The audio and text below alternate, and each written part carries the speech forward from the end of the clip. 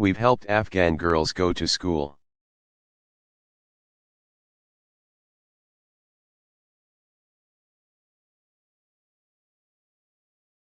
We've supported investments in healthcare and electricity and education.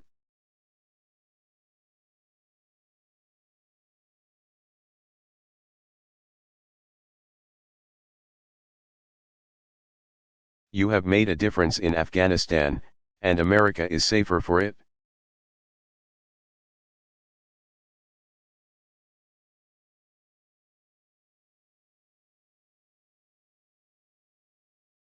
Of course, the terrorist threat was never restricted to South Asia, or to Afghanistan, or Pakistan.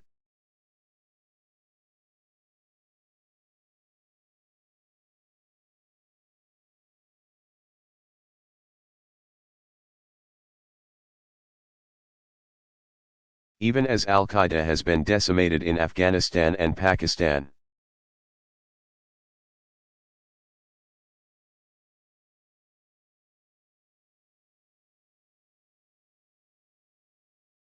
The threat from terrorists metastasized in other parts of the Middle East and North Africa.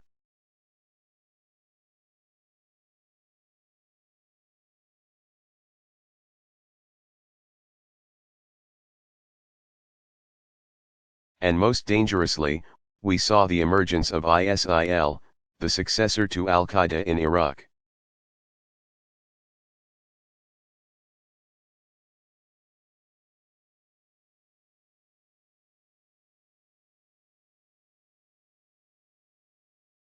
Which fights as both a terrorist network and an insurgency.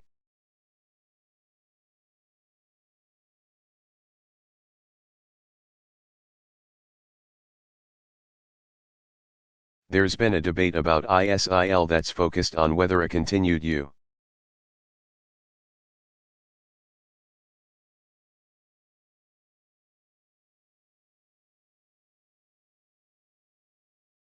troop presence in Iraq back in 2011 could have stopped the threat of ISIL from growing.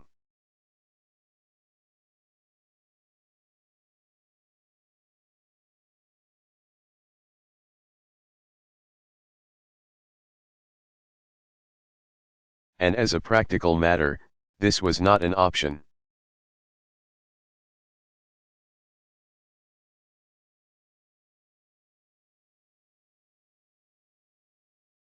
By 2011, Iraqis wanted our military presence to end, and they were unwilling to sign a new status of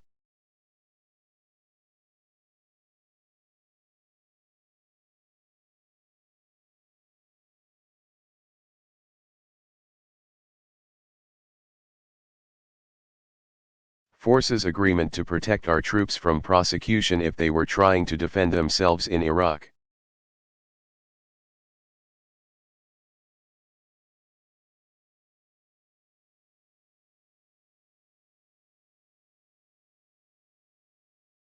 In addition, maintaining American troops in Iraq at the time could not have reversed the forces.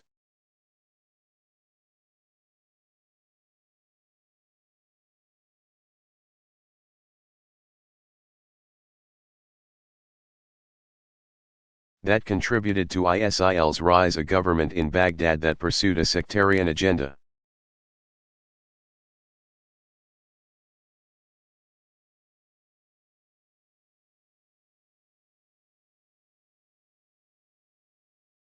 A brutal dictator in Syria who lost control of large parts of the country.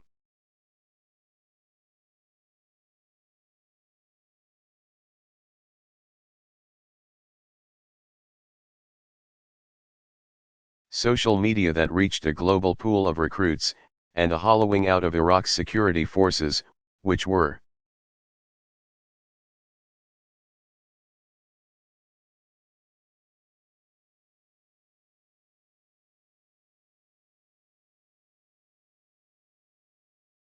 ultimately overrun in Mosul in 2014. In fact, American troops, had they stayed there,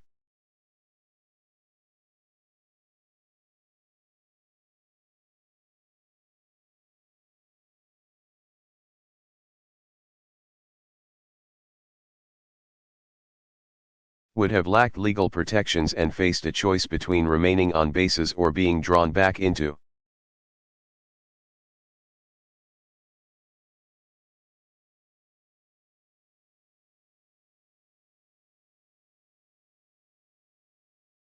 a sectarian conflict against the will of Iraq's elected government or Iraq's local populations.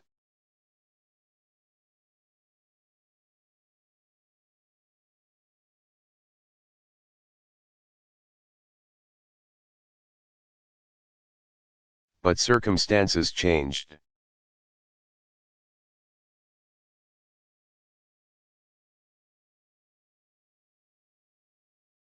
When ISIL made substantial gains first in Mosul and then in other parts of the country.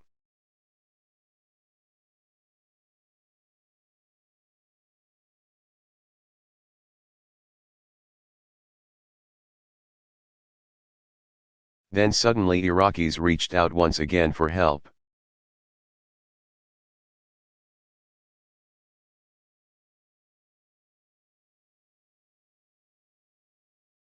And in shaping our response, we refused to repeat some of the mistakes of the 2003 invasion.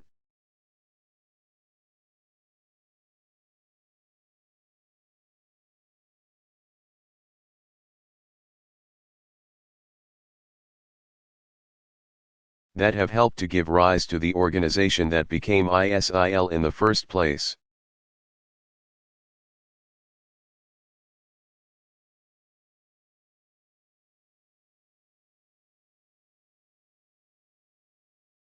We conditioned our help on the emergence of a new Iraqi government and prime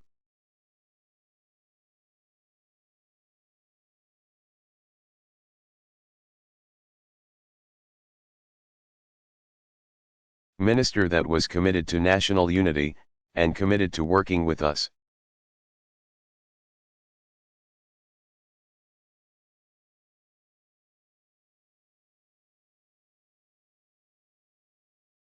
We built an international coalition of nearly 70 nations, including some of Iraq's neighbors.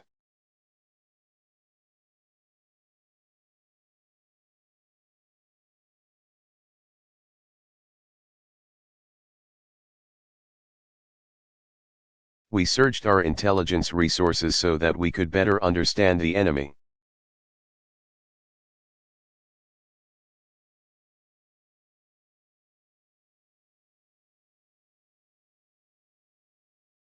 And then we took the fight to ISIL in both Iraq and Syria.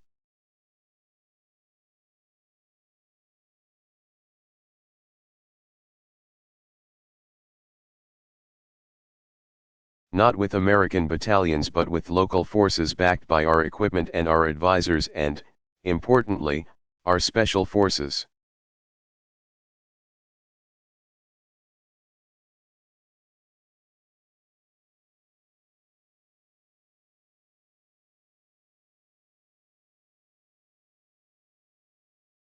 In that campaign, we have now hit ISIL with over 16,000 airstrikes.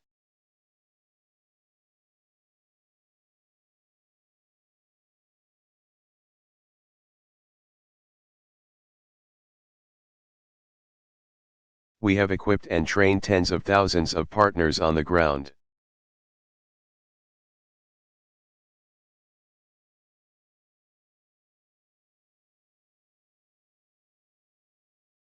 And today, the results are clear, ISIL has lost more than half its territory.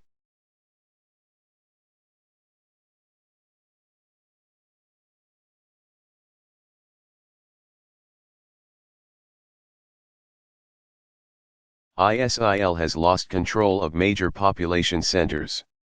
Its morale is plummeting. Its recruitment is drying.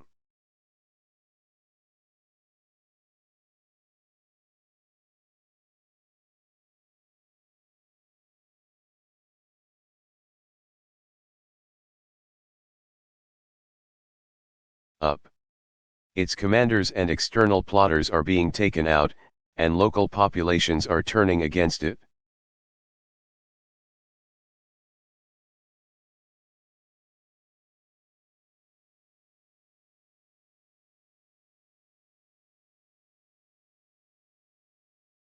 As we speak, ISIL faces an offensive on Mosul from Iraqi troops and coalition support.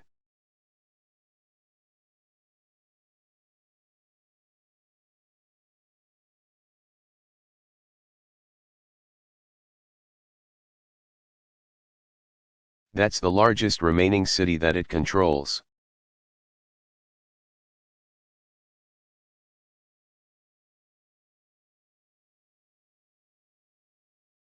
Meanwhile, in Syria, ISIL's self-declared capital in Raqqa is being squeezed.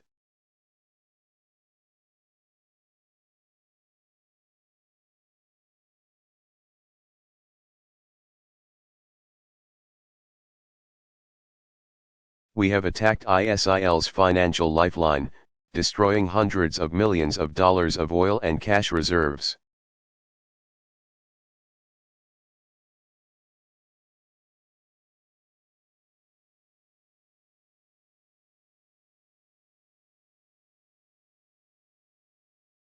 The bottom line is we are breaking the back of ISIL. We're taking away its safe.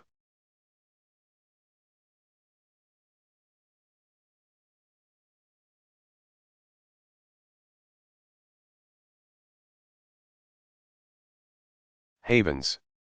And we've accomplished all this at a cost of $10 billion over 2 years.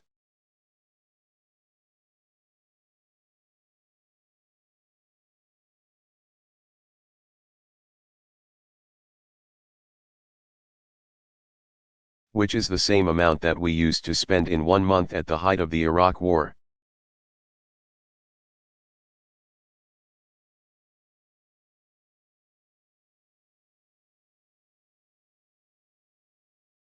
So the campaign against ISIL has been relentless.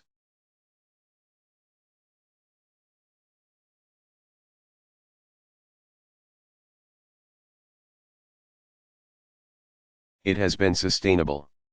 It has been multilateral. And it demonstrates a shift in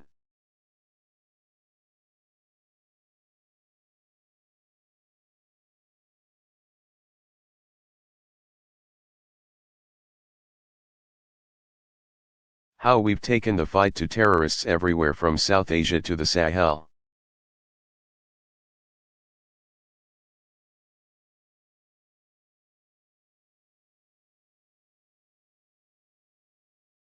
Instead of pushing all of the burden onto American ground troops.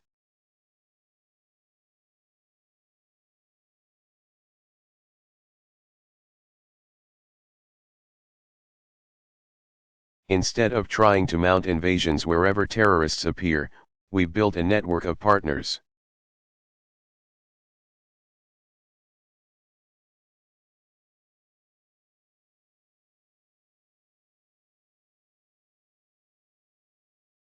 In Libya, where U.S.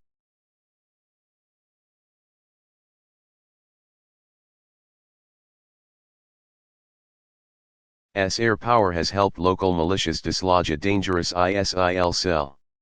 In Mali, where U.S.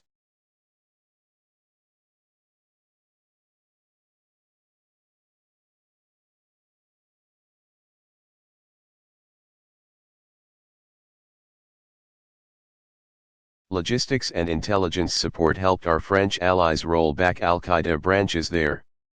In Somalia,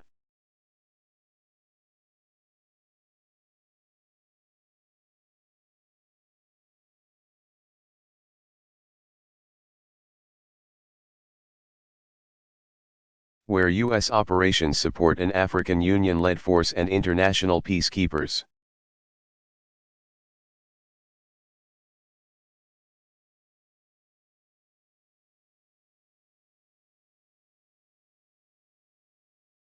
And in Yemen, where years of targeted strikes have degraded al-Qaeda in the peninsula.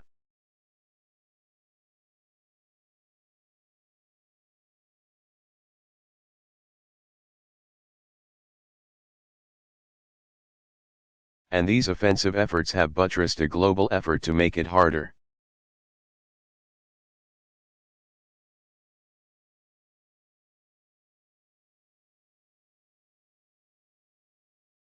for terrorist networks to breach our defenses and spread their violent ideologies.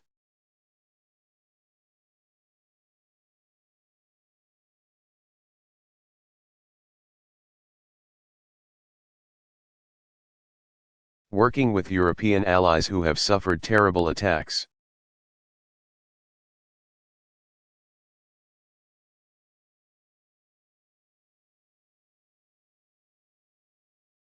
We've strengthened intelligence sharing and cut in half the flow of foreign fighters to ISIL.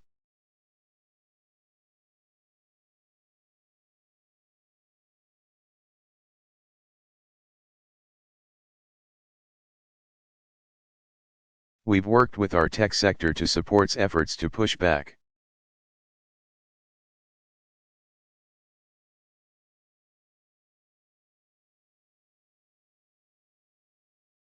On terrorist messages on social media that motivate people to kill.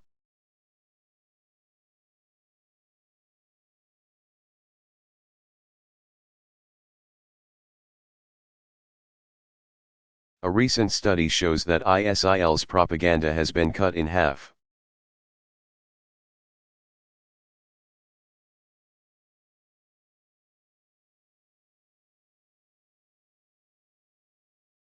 We've launched a global engagement center to empower voices that are countering ISIL's perversion of Islam.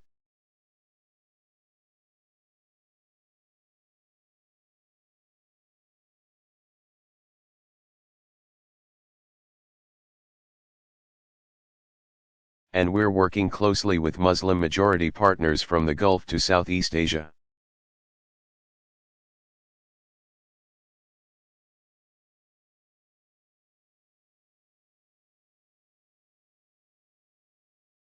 This is your work.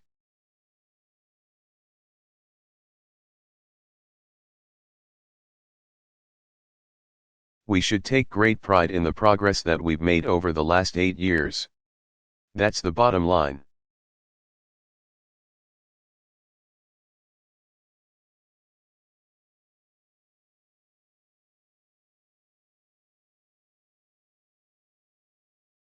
No foreign terrorist organization has successfully planned and executed an attack on our homeland.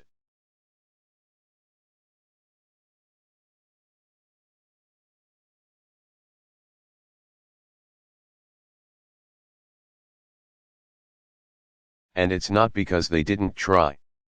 Plots have been disrupted. Terrorists have been taken off the battlefield.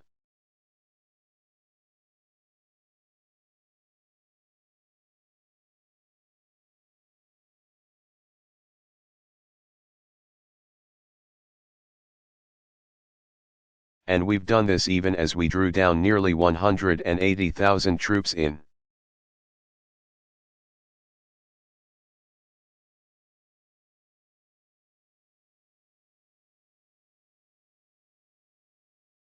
Harm's way in Iraq and Afghanistan. Today there are just 15,000.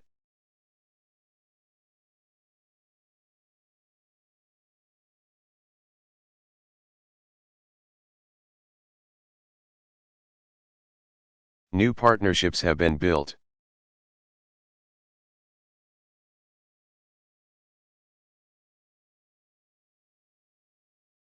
We've respected the rule of law. We've enlisted our values in this fight.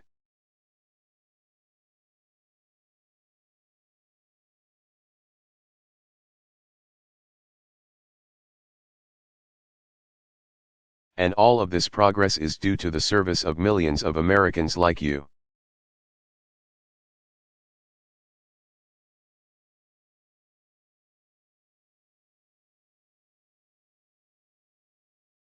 In intelligence and in law enforcement, in homeland security, in diplomacy.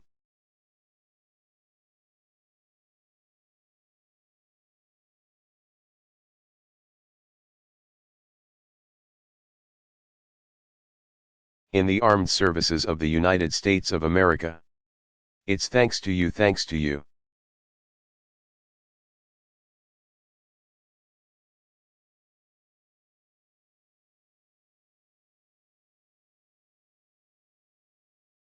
Now, to say that we've made progress is not to say that the job is done.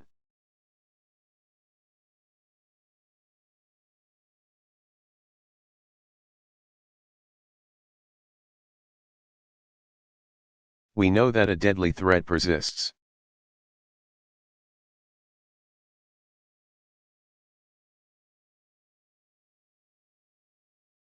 We know that in some form this violent extremism will be with us for years to come.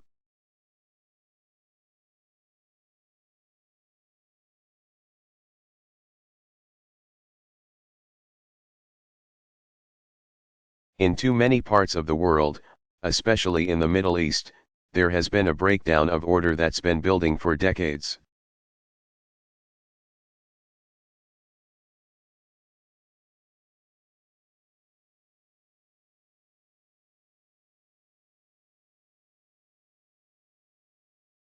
And it's unleashed forces that are going to take a generation to resolve.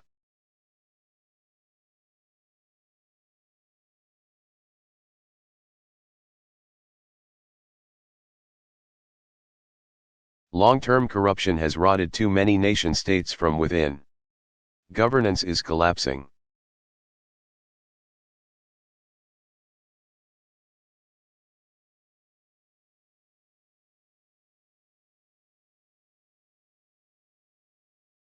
Sectarian conflicts rage. A changing climate is increasing competition for food and water.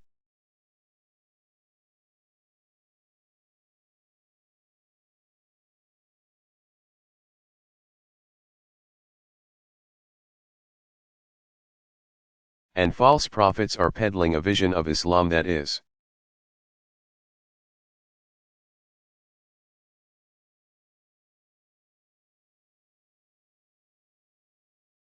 irreconcilable with tolerance and modernity and basic science.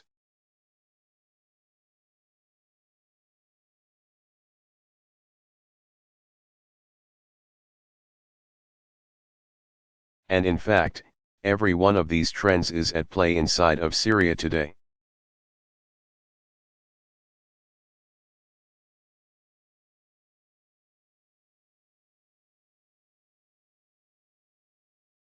And what complicates the challenge even more is the fact that for all of our necessary focus on fighting terrorists overseas,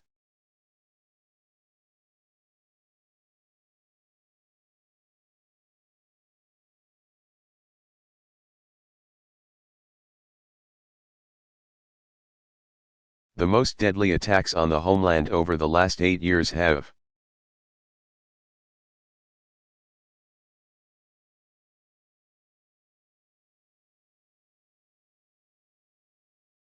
not been carried out by operatives with sophisticated networks or equipment, directed from abroad.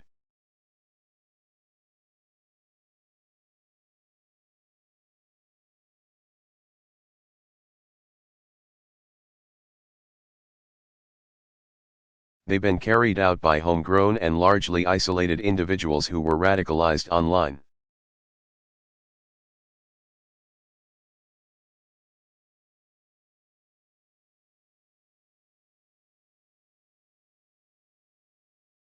These deranged killers can't inflict the sort of mass casualties that we saw on September 11, but the pain of those who lost loved ones in Boston.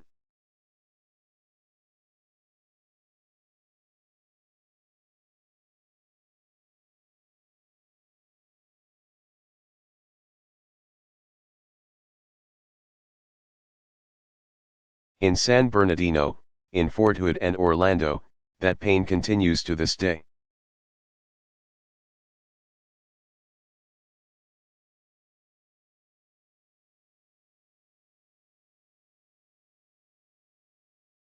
And in some cases, it has stirred fear in our populations and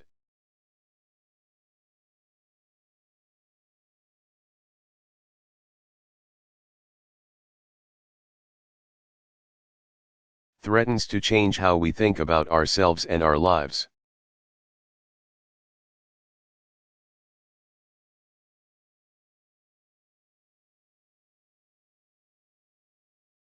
So while we've made it much more difficult, you have made it much more difficult.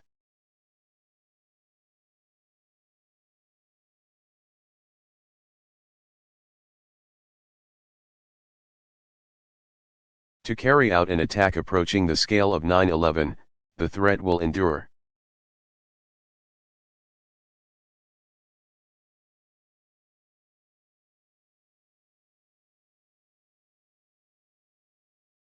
We will not achieve the kind of clearly defined victory.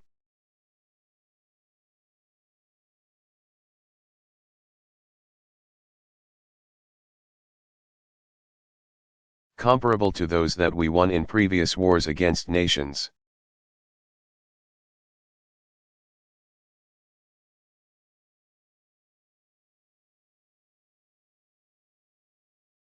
We won't have a scene of the Emperor of Japan and Douglas MacArthur in a surrender.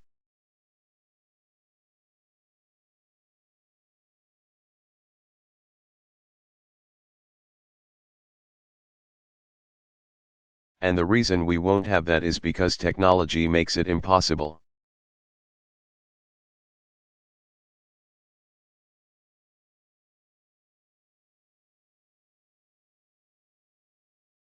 To completely shield impressionable minds from violent ideologies.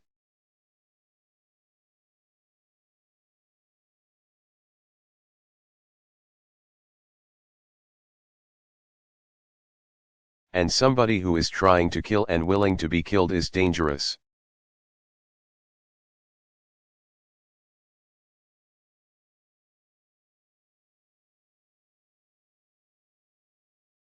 Particularly when we live in a country where it's very easy for that person to buy a very powerful weapon.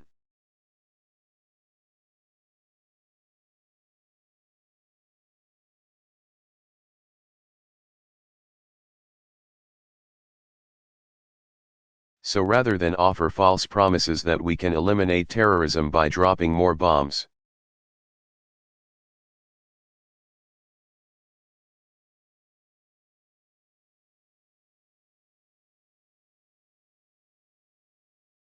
or deploying more and more troops, or fencing ourselves off from the rest of the world,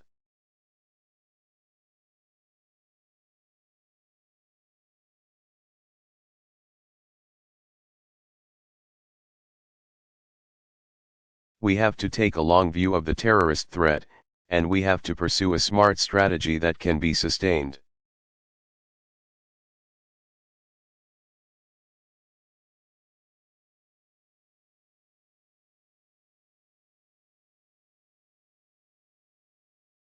In the time remaining, let me suggest what I think should guide this approach.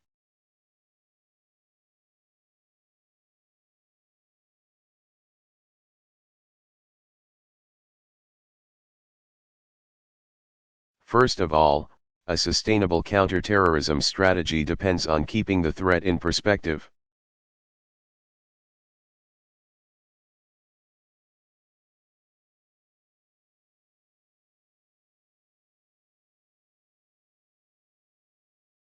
The terrorist threat is real and it is dangerous.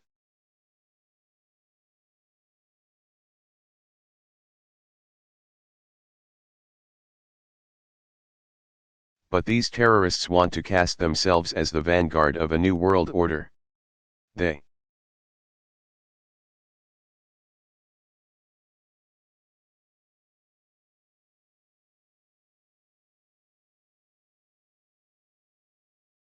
are not. They are thugs and they are murderers, and they should be treated that way.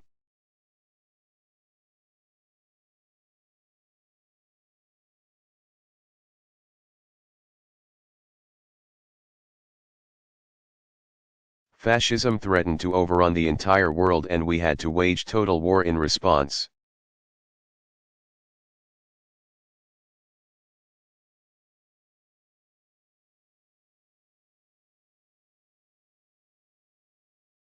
Communism threatened not only to overturn a world order,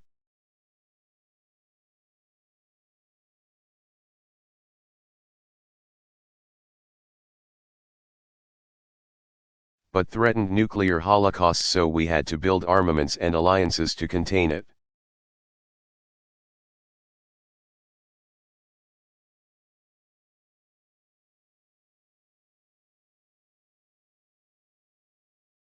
Today's terrorists can kill innocent people, but they don't pose an existential threat to our nation.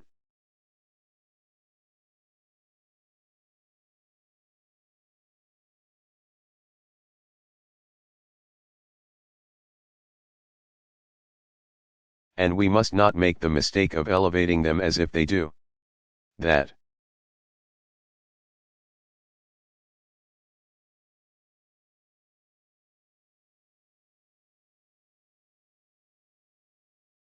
Does their job for them. It makes them more important and helps them with recruitment.